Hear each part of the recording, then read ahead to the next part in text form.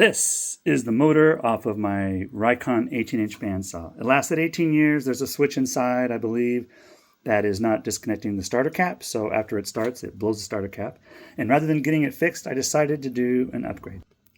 This is the new motor. It's a 3-phase motor, so there's no longer a starter capacitor on there. And this has a 56 style frame, so the mounting hole's different. I had to make the hole bigger, drill some new holes, but that's the motor from the back. So inside, it's a 5/8 inch shaft instead of 3/4, so I had to replace the pulley. It used to have a dual pulley, 2 size pulleys. Use this little idler pulley to change the belt length so you could swap between 2 different speeds. And I only changed the speed once in 18 years, but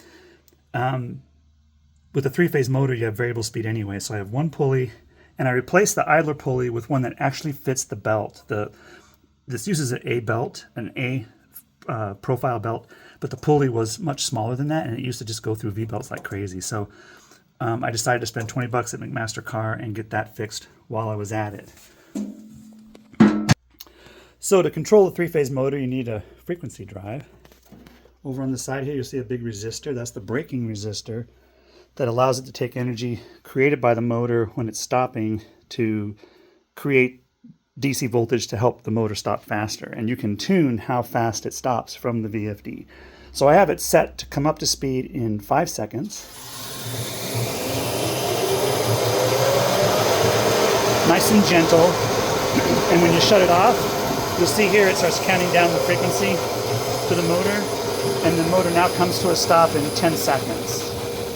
The default setting was 5 seconds, which was a little bit leaning toward violent, how fast it stopped. So I gave it a break. But anyways, now this saw has dynamic braking. I never had an actual brake on this machine, so that's a nice touch.